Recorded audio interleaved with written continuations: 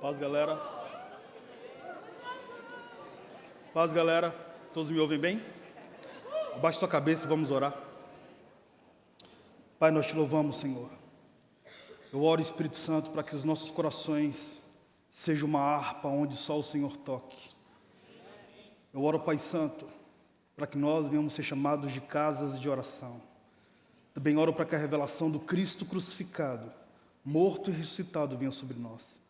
E que o Espírito que clama Abba Paz, que ele seja uma carruagem que nos lidere, Senhor. Eu oro, Pai, para que o Espírito Santo seja uma carruagem que nos devolva a Jesus. E que o seu nome seja glorificado, Pai, nessa geração. E nos proteja também contra os inimigos da alma. Em nome de Jesus. Amém? É uma honra estar com vocês. Muito prazer, eu sou Gilberto Araújo.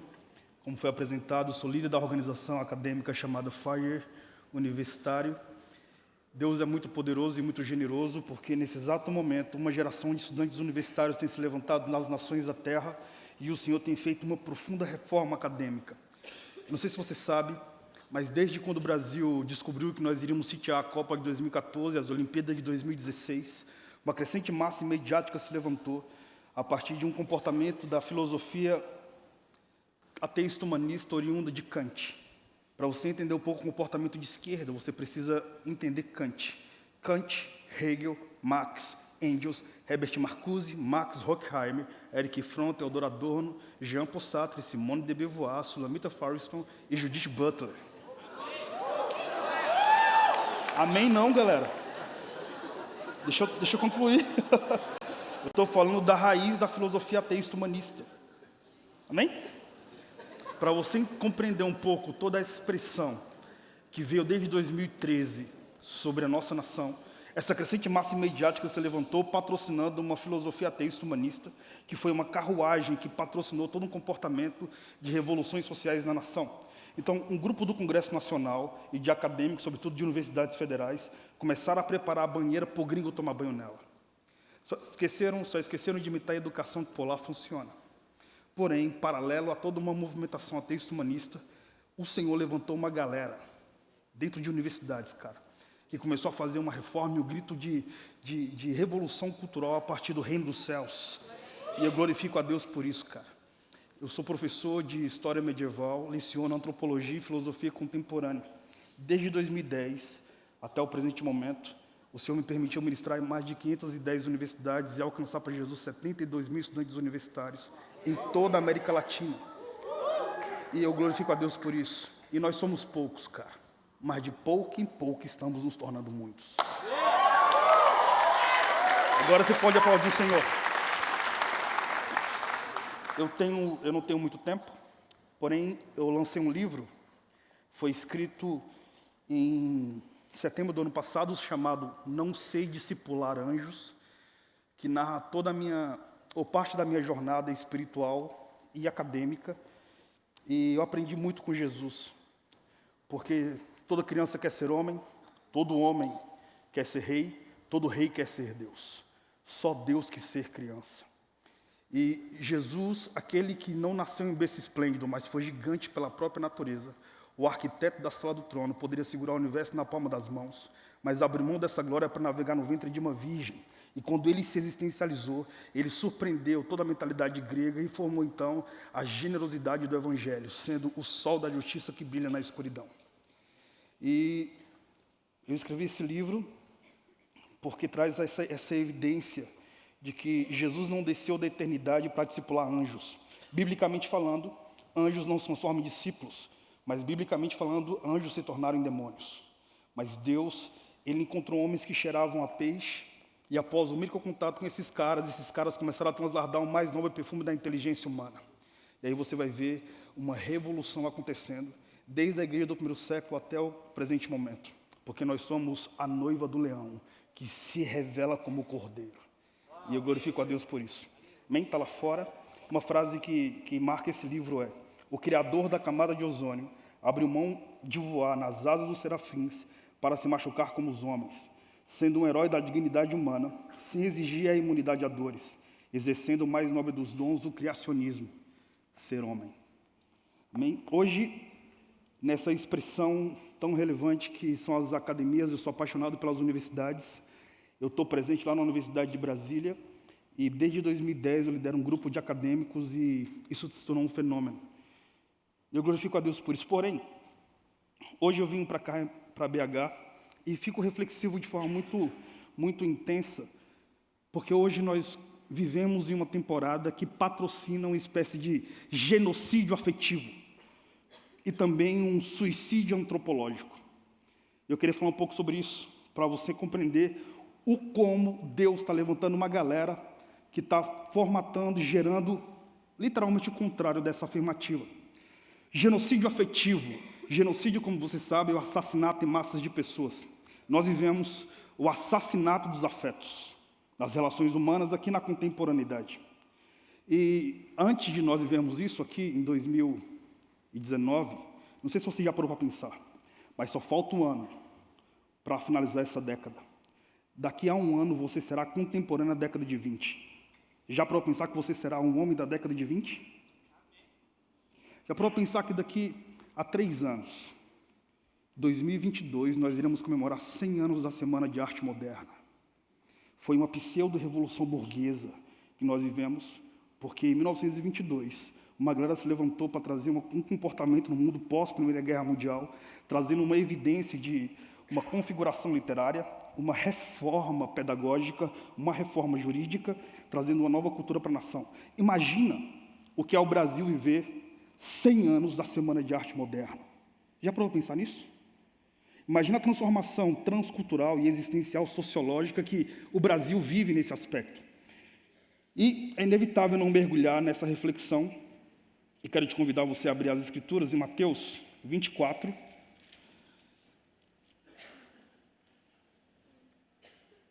No versículo 15. E esse meu momento terá apenas 2 partes. Parte A e parte B, e eu finalizo agora a minha introdução nesse exato momento na parte A. Ok? Eu quero falar primeiro sobre um genocídio afetivo, e Jesus já estava falando a respeito. Versículo 15 do capítulo 24 de Mateus diz assim: E assim quando vides a profanação horrível da qual falou o profeta Daniel, no lugar santo, então os que estiverem na Judéia fujam para os montes. Quem estiver sobre o telhado de sua casa, não desça para tirar dela coisa alguma. E aquele que estiver no campo, não volte para pegar a sua túnica. Serão dias terríveis para as mulheres grávidas e para as que estiverem amamentando. E orai para que a vossa fuga não ocorra durante o inverno ou no sábado. Porquanto haverá nesse tempo grande tribulação, como jamais aconteceu desde o início do mundo até agora, nem nunca mais haverá.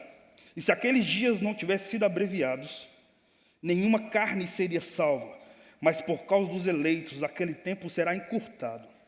Então, se alguém vos anunciar, vede, aqui está o Cristo, ou ali está, não acreditais.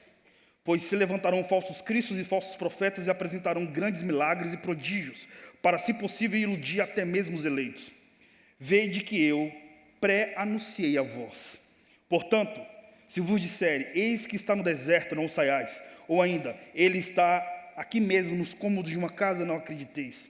Pois, da mesma maneira como o relâmpago parte do Oriente, brilha no Ocidente, assim também se dará a vinda do Filho do Homem. Olha o versículo 28, que evidencia esse genocídio afetivo. Pois, onde estiver um cadáver, ali se ajuntarão os abutres. Somente até aqui. Você sabe que Pompeu, em 63 a.C., ele alcançou regiões árabes circunvizinhas do mundo mesopotâmico, e ele então toma Israel como uma espécie de colônia para o Império Romano. Desde então você vai ver um comportamento sociológico de zelotas, que eram uma espécie de revolucionários judeus, que queriam trazer independência em relação ao Império Romano. Lembra da Inconfidência Mineira? Eu vou sair de BH, então certamente você conhece Ouro Preto. Os Inconfidentes Mineiros foram aqueles que tentaram uma independência em relação ao Império de Portugal. Os zelotas eram uma camada de intelectuais judeus. O mais popular deles é Barrabás. E, como diz o Mano Brown, Dimas, primeiro vida louca da história. Esses caras eram zelotas. E eles tentavam trazer uma espécie de independência contra o Estado de Roma, contra o Império Romano. Porém, Nessa mesma temporada, Jesus se existencializa. E como eu falei, ele não nasceu no berço esplêndido, mas ele foi gigante pela própria natureza. E por que Jesus brilhou no teatro da vida? Porque Jesus respondeu a pergunta que os gregos foram impotentes na arte de responder. Por exemplo, os gregos foram sensacionais 1000 anos antes de Cristo, sobretudo a partir de Homero, que escreveu a Ilíada, que falou pela primeira vez sobre o cíclope Polifemo, filho de Poseidon, deus dos mares, que falou sobre Odisseia, que fala sobre Ulisses e o cavalo de Troia. Primeira literatura que trouxe o comportamento da filosofia ocidental. Daí você vai ter o politeísmo, mais de 1 milhão de deuses gregos evidenciando o comportamento sociológico. No século V a.C. você vai ter Sócrates, que disse quem somos, porque viemos e para onde vamos. Deixou um legado poderoso a partir da ética e da moral para Platão, que foi o pai das relações sociopolíticas. Deixou um legado poderoso para Aristóteles, que foi um dos caras que fundamentou comédia. Ele escreve, é um biólogo, filho de médicos, que fala sobre o comportamento fisiológico existencial humano. Para você ter uma noção, mano, esse cara afirmou, Aristóteles afirmou, que o único animal da camada piramidal zoológica que evidencia o humor é o homem. O restante da camada piramidal zoológica só expressa bons fluidos. E aí você vai ter Diógenes, em 350 a.C., que morou em Corinto. E Diógenes foi um cara muito relevante, porque ele foi o pai da escola cínica. Cínica em grego significa cachorro, ou seja, não tenho propriedade para não ser propriedade de ninguém. Os cínicos eram homens que vendiam suas propriedades ou repartiam seus bens na Grécia, e eles usavam aquele manto profético e saíam semeando ideias. Diógenes foi um cara que morou no barril, em uma vila em Corinto, e ele era um cara que trazia uma redenção existencial a partir da arte de pensar. Os gregos, então, foram os caras que reformaram as nações da Terra a partir do seu comportamento filosófico, jurídico, político, existencial, ético. E você vai ter, então, o Chaves. Já assistiu Chaves? Sabia que o Chaves é uma paródia de Diógenes? É um senhor que se veste de criança, que mora no barril, que não tem propriedade, para não ser propriedade de ninguém, que tem contato com outros senhores que se vestem de criança, e senhores que encenam um que é viúvo de um homem, ou melhor, viúva de um homem, um que é viúvo de uma mulher.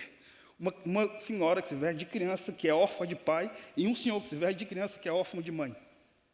Você vai ter, então, Chaves como aquele que, quando se expressa no teatro do terror existencial e do foco de tensão na vida dos senhores que estão encenando vidas de criança, quando Chaves oxigena a mente dos caras, trazendo redenção, o Chaves traz uma frase de Diógenes: te fazer voltar à pureza foi sem querer querendo.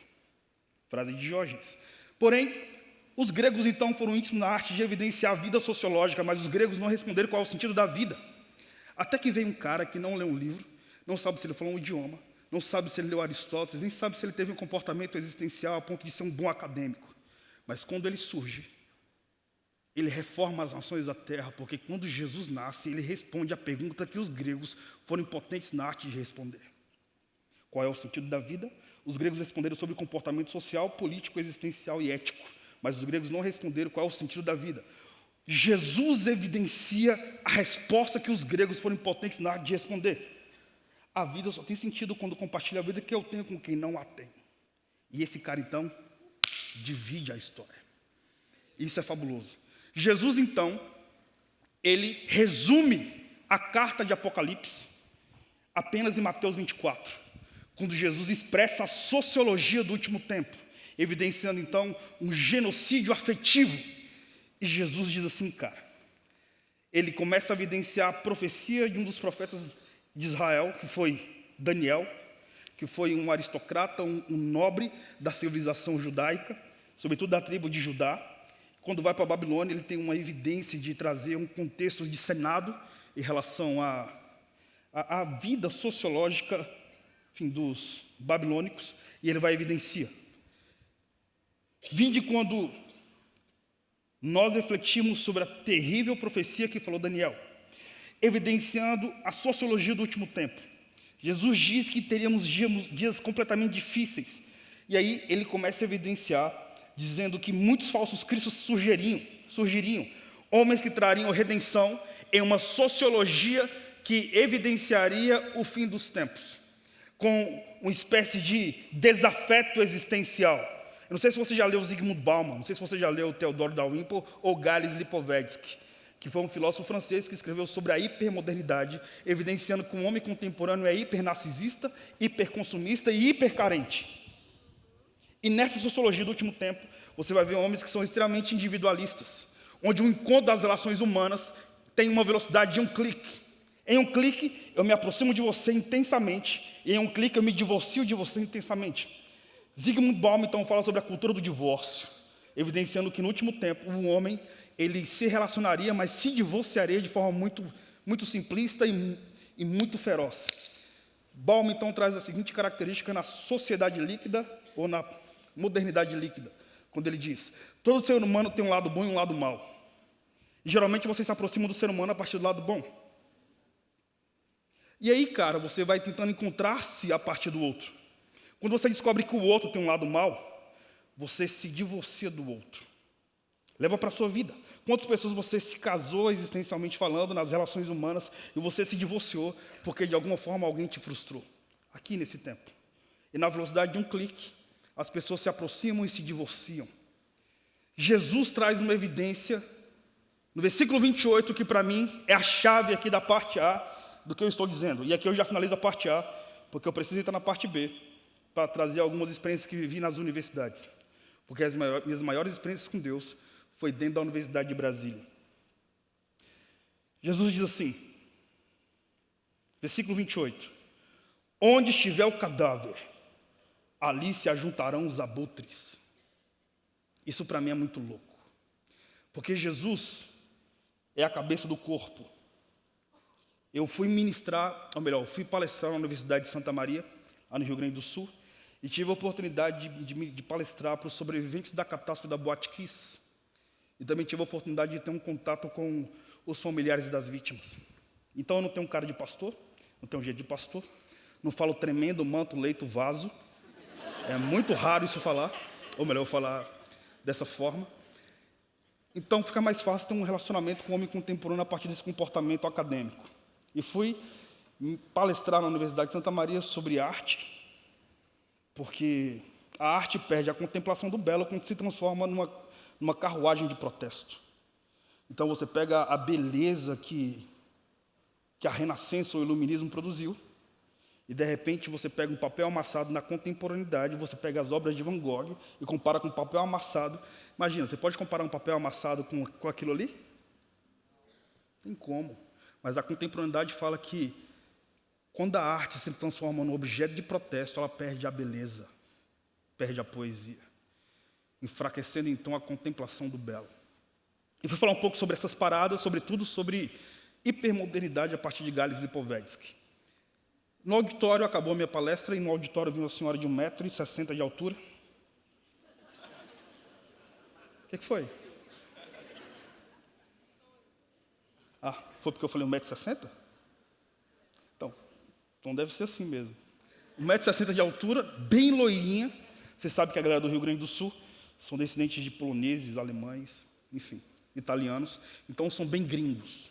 Do olho bem azul, cabelo bem branquinho. Ela falou assim, professor, você lembra um filho meu. Aí eu pensei, né, essa senhora deve ter se casado com um negão.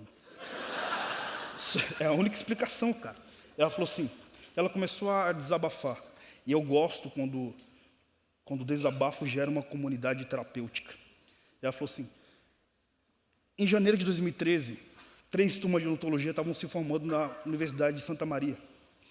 E 3 turmas de odontologia começaram a trazer um comportamento de arquitetar sua formatura. E eles decidiram fazer a festa de formatura na Boate Kiss, que era a maior casa de show daquela época, daquela geografia, em um município que só tinha 200 mil habitantes. Ela falou assim, foi uma manifestação de todo o nosso município. Porém, eles contrataram uma banda de sertanejo universitário.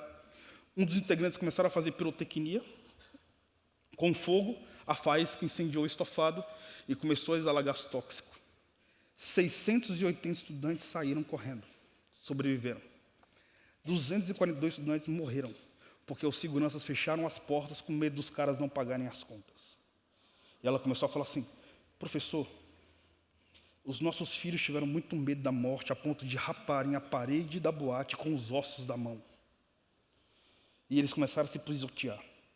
Se pisotearam de uma forma tão terrível, porque o córtex cerebral, libera substâncias fisiológicas por segundo que pode trazer a característica de uma fobia sem precedentes, deixando o refém em estado cor. E aí ela começou a dizer que os filhos da comunidade daquele município morreram e desovaram o cadáver dos filhos em um ginásio da cidade. E ela foi desabafando para mim. Ela disse assim, os pais, naquele cenário de terror, eles entravam dentro do ginásio e eles tinham que ligar para o celular dos cadáveres para identificar os seus filhos, porque eles estavam com o rosto bem transfigurado. E ela disse para mim, e começou a chorar. Quando eu fui entrar no ginásio para identificar o meu filho, eu encontrei com meus 4 filhos mortos. E aí eu comecei a chorar, junto com ela. Deixei de ser aquele professor, me tornei o pastor, naquele momento que sou. E abracei ela. E não falei nada, cara. E abraçado com ela, ela falou para mim, o seu abraço, professor, lembrou o abraço do próprio Deus. Tive a revelação do corpo de Cristo ali. O corpo de Cristo é glorioso, porque a cabeça de Cristo é gloriosa. Se a cabeça de Cristo é gloriosa, logo o corpo é a continuidade da cabeça. O corpo tem uma obrigação perene, existencial e fisiológica eterna de também ser glorioso, porque Jesus não promove características existenciais de anomalias. E aí, ela falou para mim, cara, o seu abraço lembrou o abraço do próprio Deus. Eu disse para ela assim, esse é o abraço do próprio Deus, porque eu sou o corpo dele. Aqui. Ou seja, o corpo de Cristo, e aqui finaliza a parte A. O corpo de Cristo, então, é a continuidade da glória que Cristo expressa sobre as nações da terra. Jesus diz que no tempo do fim, o corpo seria um cadáver, estaria morto. E aonde estiver o cadáver, ali se ajuntarão os abutres. Sabe o que é abutre? Abutre é uma ave de rapina chamada na biologia de necrófaga. Ou seja, os necrófagos são aqueles que se alimentam de cadáveres, de carniças. Jesus disse que no último tempo existiria um genocídio afetivo, porque o corpo está morto. E quem estaria ao redor do corpo, morto, do cadáver, seriam aqueles que se alimentam da desgraça humana. Se alimentam da miserabilidade, se alimentam da morte do outro. Já viu pessoas que narram e expressam com uma velocidade poderosa de informações as insensibilidades que a sociedade vai vivendo? Por exemplo, você vê a nível sociológico uma sociedade que se divorcia do amor a cada dia. Você pega, por exemplo, a Vale do Rio Doce, diante da catástrofe que aconteceu no Brasil. Você pega a Venezuela, a crise que está acontecendo com Maduro e com o Juan Guaidó. Você pega uma geração de crianças que morrem todos os dias. Mais de 3 milhões de crianças são assassinadas a partir de abortos, só na civilização ocidental. Ou seja, aonde estiver o cadáver, ali se ajuntará os abutres. Nesse genocídio afetivo, onde a dor do outro não significa muito para você, Jesus nos chama para brilhar e amar. E cara, as universidades não são um cemitério de cristãos, mas são os maiores campos missionários da contemporaneidade. E o Senhor nos chama para assumir o nosso lugar. Eu te digo, cara, desde 2010 eu estou nessa jornada. Eu já paguei meu livro, por exemplo, meu livro e os materiais do FIRE, paga as universidades de pessoas, de estudantes que não têm condições de pagar os seus cursos. Eu já paguei a faculdade de 14 estudantes universitários. Eu fiz 5 mochilões na América do Sul.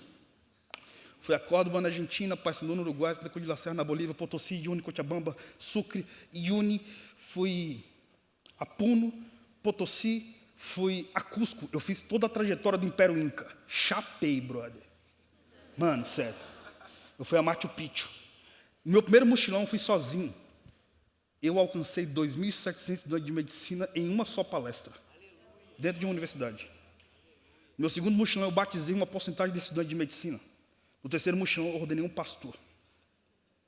No meu quarto mochilão eu ia fazer mestrado na Universidade de Cusco sobre os primatas da América. Mas Deus tinha uma continuidade. Hoje o FIRE Universitário, que é o movimento que eu lidero, nós estamos em 510 universidades. Nós falamos de núcleos. Os núcleos são reuniões acadêmicas de pequenos grupos semanais dentro de universidades, e nós falamos de Jesus de forma acadêmica. não eclesiástica.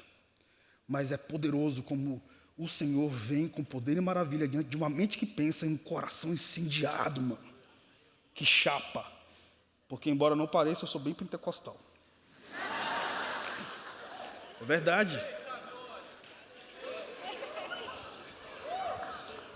Vamos lá. O genocídio afetivo, ele pode ser repreendido quando você identificar os abutres. Então, cara, eu te pergunto, o que você é? Você celebra a morte do outro? A desgraça do outro? Ou você é uma carta de alforria para uma geração presa?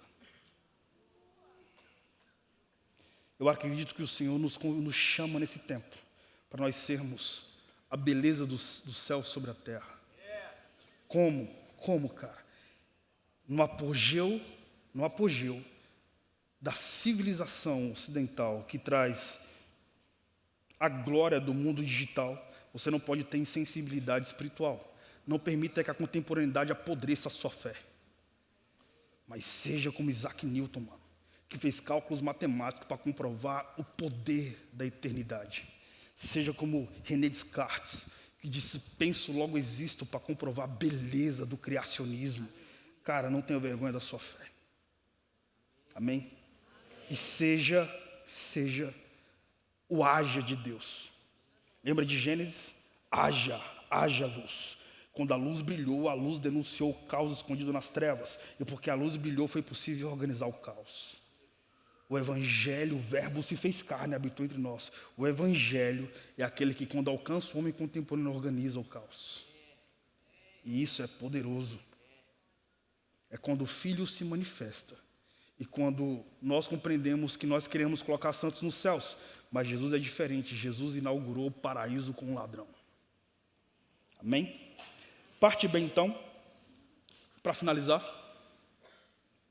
Abra sua Bíblia em Marcos, capítulo 5. Eu preciso devanear nessa parada porque é muito louco. Como eu falei para você, genocídio afetivo e suicídio antropológico. O que é um suicídio antropológico? Eu tenho alguns amigos, cara, que mergulham também em Jesus e que também estudam filosofia.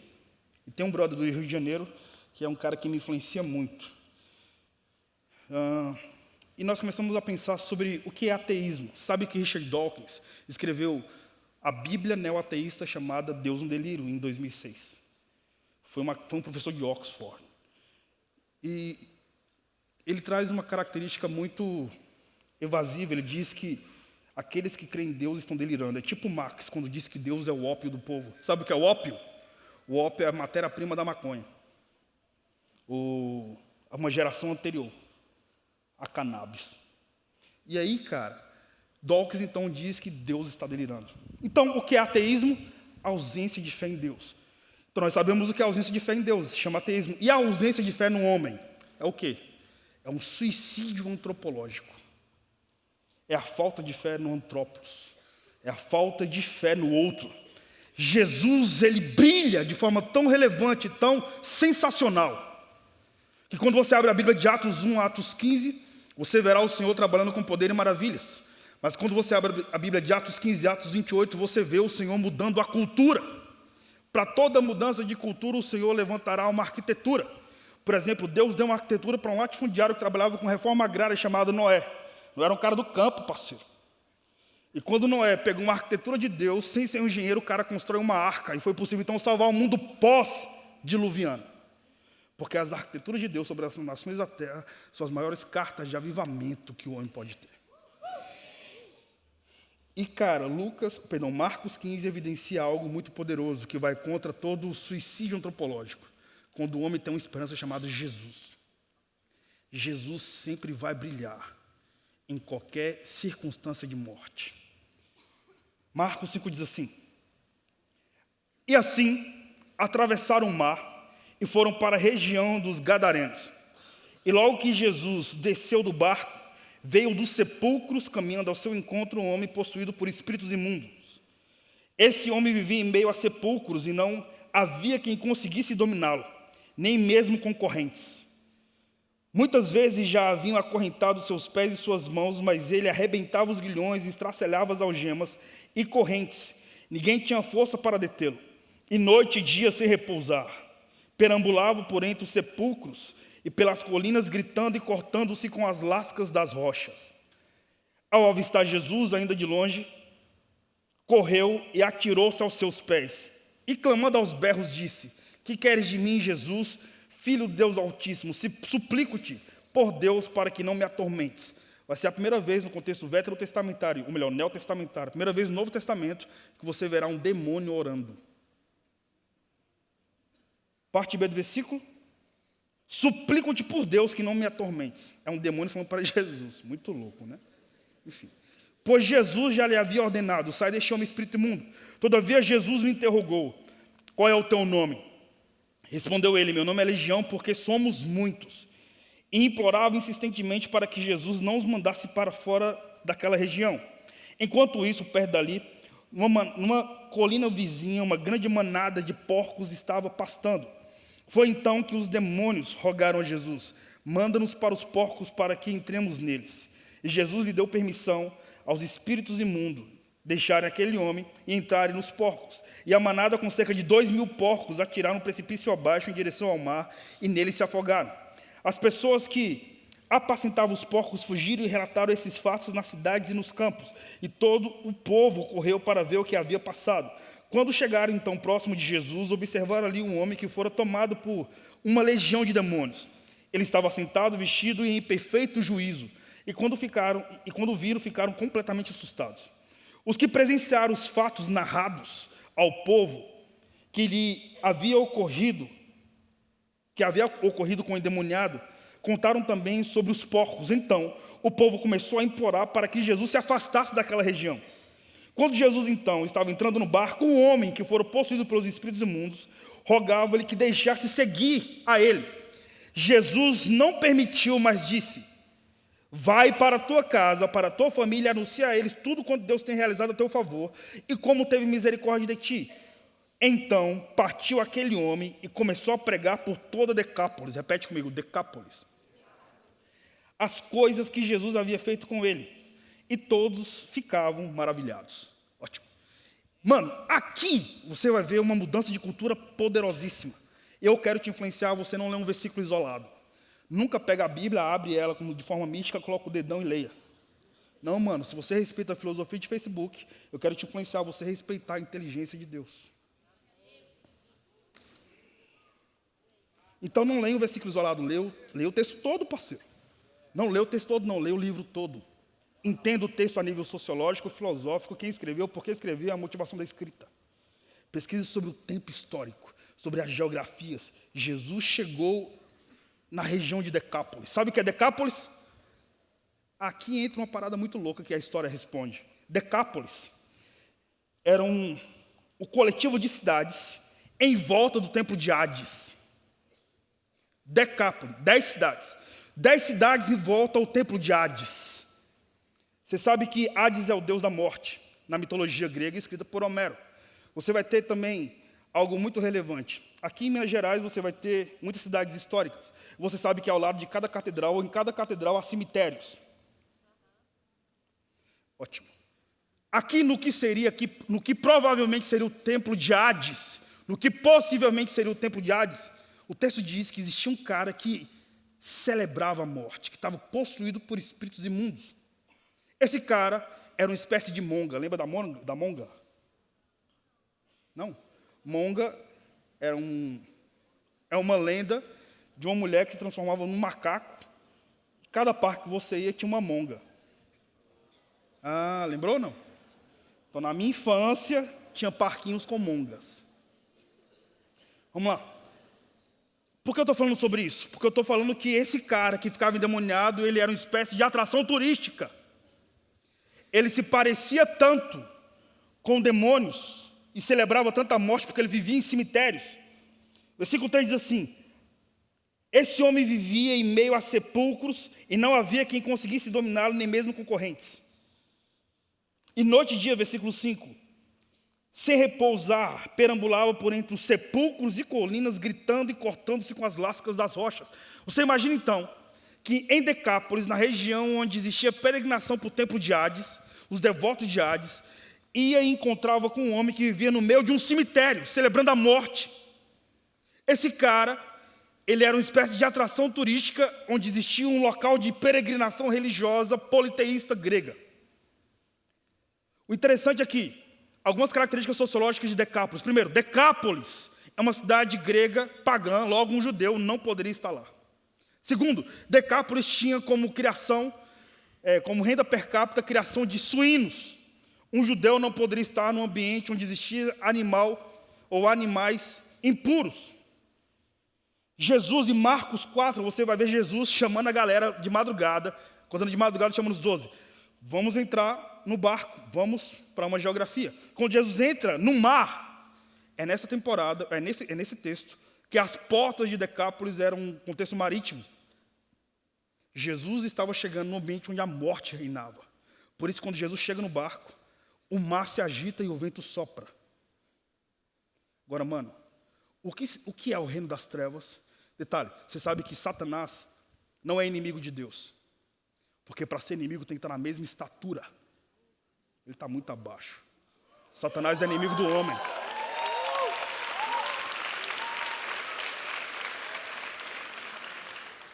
E Satanás, ele tem o império das trevas, porque só rei tem reino, príncipe tem império. Satanás não tem um reino, ele tem um império. Trevas no grego significa ignorância. Ele é o príncipe da ignorância, ele reina quando você não sabe. Você imagina o que é a luz assustando as trevas. Então, quando Jesus chega, o sol da justiça, quando vem sobre as trevas, as placas tectônicas se movem, o mar começa a se agitar e o H2O, ou o vento que você não vê, começa a tentar assustar o corpo de Cristo. Jesus está de boa, parceiro, deitado no barco, enquanto o corpo está tremendo. Porque o que é o corpo quando a cabeça não funciona?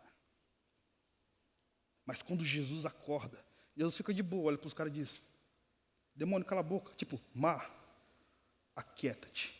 Vento, cala-te. Ele está chegando e dizendo: principado de Decápolis, abaixa a cabeça, porque eu estou indo libertar um ser humano. E a morte não terá poder sobre ele. Jesus, então, não acorda de madrugada para demonstrar o seu poder. Jesus não acorda de madrugada para duelar com o diabo. Jesus acorda de madrugada, ele quebra a cultura, faz um movimento de contracultura, porque tinha um ser humano que estava possuído pela morte. Jesus foi devolver a vida. O mais interessante é que no versículo 9 diz: todavia Jesus interrogou: qual é o teu nome? Respondeu ele: meu nome é Legião, porque somos muitos. Sabe que legião é legião romana? Uma legião romana tem aproximadamente 6.000 guardas pretorianos de Roma. Legião romana.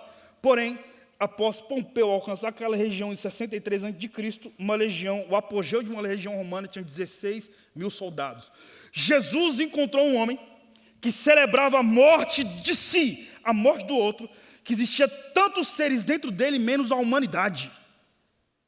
Você ouviu o que eu falei, mano? Na geração onde você se espelha numa tela autorrelusiva. Porque só é possível entrar em ti quando tu se esvaziar de ti, para que eu caiba em ti, para que sejamos nós. Só é possível tu entrar em mim quando eu me esvaziar de mim, para que tu caiba em mim, para que sejamos nós. Para quando nós sentarmos à mesa, você não me apresentar o Pai que é teu, nem eu me apresentar o Pai que é meu. Mas nós precisamos nos esvaziar para nós sentarmos à mesa e encontrarmos um Pai que é nosso. Antes de você aplaudir, a mesa onde Jesus senta é a mesa onde ele é rei. E na mesa onde Jesus é rei, senta-se filhos de princesas e filhos de escravos. Nessa mesa todos são chamados de reino e sacerdotes. Agora pode aplaudir, mano.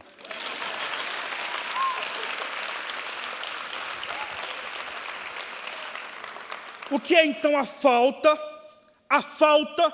de crença no homem? Uma geração onde as pessoas têm medo de se encontrar com o outro. Na geração onde o pânico é uma realidade. Na geração onde a falta dos afetos se tornou crônica. Na geração onde se celebra o suicídio. Na geração onde o outro é literalmente o que Karl Marx disse na filosofia do século XIX. É um produto do meio. O que é um produto? Produto é coisa. Marx está dizendo que no apogeu da era industrial, o homem se coisificou. E coisa não se ama, mano. Coisa se usa e joga fora. Jesus vem devolver o valor a um ser humano que não tinha a sua própria identidade em si. Quando Jesus chega, Jesus expulsa uma legião de demônio que possui 2.000 corpos de porcos, mano.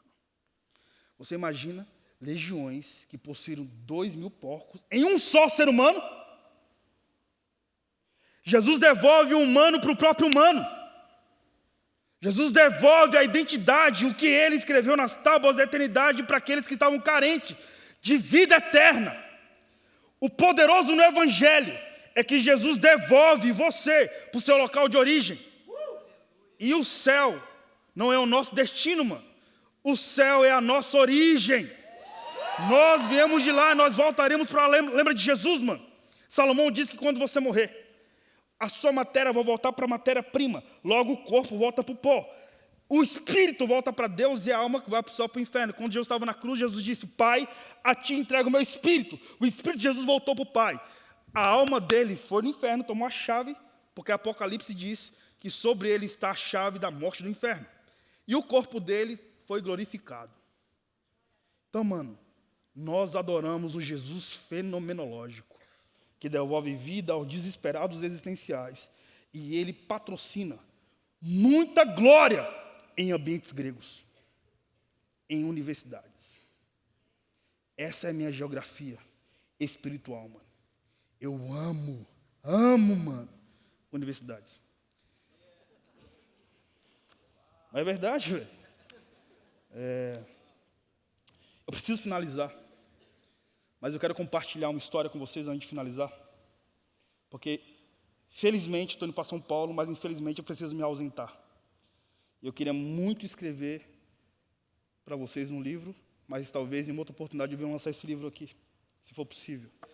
Porém, curte só. Eu quero compartilhar uma história apenas. Eu tenho muitas histórias, mas eu quero compartilhar só uma. Em 2010, veio um avivamento sobre as nações da terra, sobre o Brasil, que eu nunca imaginei que eu ia fazer parte dele, como um dos pioneiros de movimentos sociais, movimentos espirituais. Em 2013, eu fui convidado para escrever projetos de educação no Congresso Nacional, e eu ando de longboard, tá ligado? Aquele skate bem grande. Skate não, uma prancha de skate bem grande. Então, curto isso em Brasília. Então, você imagina, eu estava fazendo uma pós-graduação em antropologia, sou formado em história, essa é a minha graduação. E aí eu comecei a colar no Eixão Norte, lá em Brasília, que mais de 500 caras andam de longboard. E aí eu fui convidado para escrever projeto de educação dentro do Congresso Nacional, a partir de toda essa pedagogia ateísta humanista, porque ninguém pensava que eu era cristão. E eu fui. Velho, eu conheci muitas lideranças ateístas humanistas. Sentei na mesa dos caras, sentava na mesa onde pessoas fumavam maconha, eu estava de boa. Quando passava o bagulho, eu falei: não, cara, não. Quer, negão? Não. Tô de boa, mano. E por dentro só orando, né? E aí eu tive contato com Black Power. Black Power é uma feminista discípula de Sulamita Firestone. Tipo, uma feminista que quase produzia testosterona em grande escala. Mas, não sei nem se dá para contar a minha história aqui, mas minha mãe foi mendiga até os 9 anos. Meu pai foi de uma facção criminosa e foi assassinado no meu aniversário de 3 anos. Minha mãe, infelizmente, não teve possibilidade de criar 3 filhos e, infelizmente, começou a traficar drogas. E foi preso em 91 por tráfico internacional de drogas e formação de quadrilha. Minha mãe saiu da cadeia em 2014. Eu passei a minha vida toda indo para Papuda visitar a minha mãe, presa. Minha mãe se converteu em 92 porque uma senhora faleceu. No dia do velório, essa senhora ressuscitou. Essa senhora que ressuscitou é amiga do pai do Gustavo Paiva, do apóstolo Ademar. E essa mulher pregou para minha mãe se converteu. Minha mãe ganhou mais de 280 mães de santo para Jesus no presídio, mano. Então imagina, eu sou filho... Meu Deus.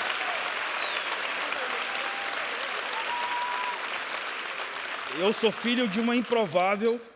Mano, minha mãe presa criou 3 acadêmicos, mano. E chapéu chapada no espírito. Então você imagina os locais que o Senhor me colocou. Enfim, fui convidado então para compor uma mesa acadêmica para formar projeto de educação no Brasil em 2013. Foi. Quando eu cheguei lá, velho, conheci Black Power. Black Power é uma feminista carequinha igual eu. Black Power era uma feminista carequinha igual eu, que usava camisa regata. Quando ela levantava o braço, você entendia por que o nome era Black Power. Eu não estou zoando não, mano. Eu tô falando sério, velho. Essa garota, mano, fazia manifestações na Universidade de Brasília, mostrando os seios e as axilas hiperpeludas. E eu usou ela até hoje por isso, porque hoje ela é uma discípula. E aí, cara, ela... Já matei a charada, né? Mas curte só. Não aplaude não, irmão. Porque essa história é treta, mano. Então, por que eu contei da minha mãe? Porque nesse grupo de ateístas humanistas, eu consigo entender o porquê que Deus me permitiu ter a historicidade que eu tenho. Porque na minha orfandade, quem exerceu paternidade sobre minha orfandade foi Racionais MCs, o Mano Brown. Então, quando eu escutava a minha história tão sofrida que daria um filme, uma negra e uma criança nos braços, solitário, na floresta de concreto e aço, veja, mano, isso é chupeta. Música de Niná. E Racionais, capítulo 4, versículo 3.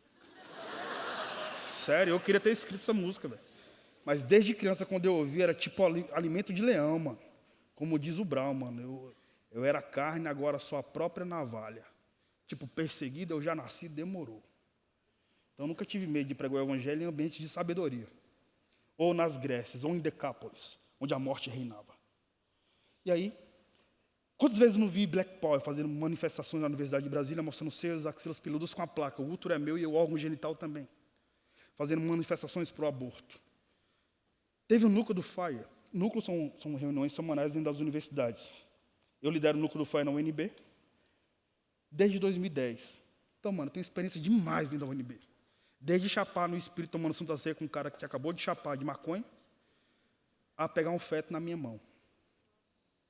Aí, ela chegou em mim, ou melhor, ela foi para o núcleo do FIRE. Você imagina a feminista mais erudita da Universidade de Brasília. Você tem noção do que é isso, velho? Líder da Marcha das Vadias, chegando no núcleo cristão e chorando igual criança. E eu vim da quebrada, né, mano? Então pensei, se uma feminista está chorando aqui no núcleo do FIRE, ela está provavelmente encenando para chamar a Reca para fazer protesto contra mim, mano. Aí me armei, falei, oxi, ficando maluco, é parceiro. E ativei o gárgula contemporâneo, né? No capítulo 2 do meu livro eu falo sobre gárgulas contemporâneos. Na era medieval, os gárgulas eram colocados nas catedrais medievas, porque eram vistos de forma folclórica como os gárgulas eram seres monstruosos e animalescos, que eram espécies de servos de Deus, que defendiam os servos de Deus contra demônios. Olha que coisa patológica. E há muitos gárgulas contemporâneos que se monstrificam para defender Deus. Então eu me armei. E quando você se arma para defender a Aslan, você quebra a cara, mano. Porque é possível defender um leão, segundo o C.S. Lewis. É a crítica de Lewis, mano. Um leão é indefendível, então nunca tente defender Jesus, mano. Você vai, no máximo, se frustrar. Quando descobrir que você é tão impotente a ponto de você nem fazer cocinha contra os inimigos de Deus, se você não tiver o Espírito Santo. Ou seja, não tente defender Jesus, mano. Jesus se defende por si só. E aí, mano, fui tentar defender Jesus e ela chegou no núcleo do FIRE dizendo, melhor, chorando copiosamente. Após o núcleo, ela chegou em mim e falou, Gil, detalhe, eu fazia parte de um grupo que pensava vida sociológica e a partir do ensino de humanas. E eu me denunciei como cristão quando eu fui almoçar com os caras e pedi licença para fazer uma oração. Quando eu abri o olho, estava todo mundo olhando para mim. Tu é cristão? Aí eu, sou, mano, por quê?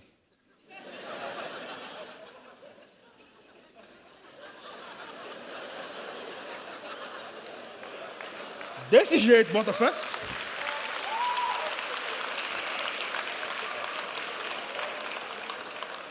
Vida quebrada só tem uma treta, mano. O cara da quebrada é aquele que só olha para ele e fala, o que foi? Ele vai olhar para você e vai dizer, o que foi o quê?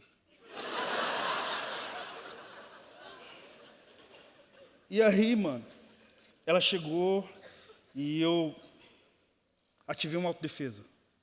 Porém, ela chegou em mim após o núcleo e falou assim: Gil, eu acabei de abortar no banheiro da UNB. E eu me armei, porque eu sempre a vi fazendo manifestações pro aborto. E falei para ela: cara, se você abortou no banheiro da UNB, ela estava chorando. Olha o tamanho da minha insensibilidade diante de alguém que precisava do amor para assustar a morte. E falei para ela: cara, se você abortou, e eu tive fazendo várias manifestações pro aborto, então significa que você se tornou modelo para a sua comunidade ideológica. E ela foi e começou a chorar copiosamente, abriu a mochila de pano dela, estudante de humanas, tipo Roots. O que é a UNB? É um ambiente que o perfume natural é maconha. Maconha misturada com um intenso suor, que em Brasília nós chamamos de CC. Isso é a atmosfera da UNB. E aí ela abriu a mochila dela, com aquele perfume de maconha. Ela tirou um papel higiênico, abriu o papel higiênico e me mostrou o feto. Aí quando eu vi, eu comecei a chorar, porque eu não fui Cristo. Eu exerci um jugo desnecessário. E comecei a chorar com ela, ela falou para mim, desesperada, mano. É como se o córtex cerebral se desconectasse da realidade e ela vivesse uma espécie de, sei lá, um trauma profundo. E ela perguntou para mim, como que um ato de inconsequência existencial emotiva. Gil, será que Jesus pode devolver o feto pro útero? E respondi para ela, não pode, filha. Porque infelizmente você não deu a oportunidade desse feto se tornar uma criança. Porque, infelizmente, daqui a 20 anos, você não vai ter o privilégio de ouvir um homem ou mulher te chamando de mãe. Agora, esse feto na sua mão, esse filho no seu colo, é um megafone de Deus te chamando para o arrependimento. Você tem algo que eu não tenho, filha, você tem um útero. E ali me fiz pastor. Você tem um útero. Significa que isso é bom, porque, afinal de contas, tudo que Deus fez é bom. Eu te vejo casada, cara. Eu te pergunto, cara, as universidades vivem na contemporaneidade uma pandemia de suicídios, em um genocídio afetivo, em um suicídio antropológico, onde as pessoas não querem mais em Deus nem nos afetos humanos. O Senhor te separou nesse tempo para você brilhar como agente do reino de Deus em sua universidade. E outra, nós só temos uma vida para queimar. Queime, mano. Como diz C.S. Lewis, só é possível você entender a glória do Evangelho quando você se incendeia em secreto para aparecer em público em chamas.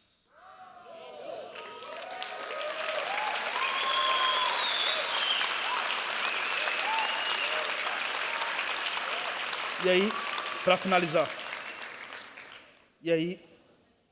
ela chegou em mim e começou a chorar e eu te falo, você já se tornou pai de alguém durante 5 minutos? Você já se tornou remédio para a doença de alguém? Os céus para o inferno de alguém? A vida para a morte de alguém? Eu assumi Black Power e vivi uma espécie de devolução de honra com ela. Se você entrar no meu Instagram, lá em 2014, você vai ver que eu casei um casal e eu casei Black Power. A Black Power é mãe pela 2ª vez em 2019. Glória a Deus, cara.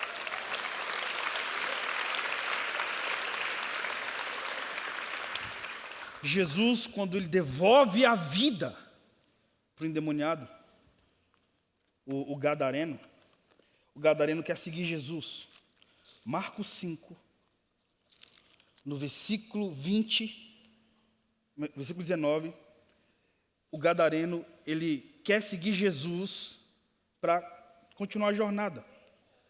Porém, Jesus não permite. Jesus diz assim no versículo 19, vai para a tua casa, para a tua família e anuncia a eles tudo quanto Deus tem realizado a teu favor e como teve misericórdia de ti. Então, aquele homem começou a pregar por toda Decápolis e as coisas que Jesus havia feito por ele foi conhecida diante de todos e todos ficaram maravilhados. Eu te digo, cara, volta para a tua casa após o Senhor devolver a sua jornada de devolução de honra.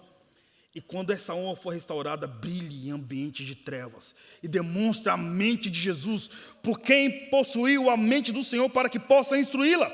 Nós temos a mente de Cristo Jesus. E nós O Senhor nos separou nesse tempo para que nós brilhássemos nas universidades. Eu repito, as universidades não são cemitérios de cristãos, mas é o maior campo missionário da contemporaneidade. Que Jesus te abençoe, foi uma honra.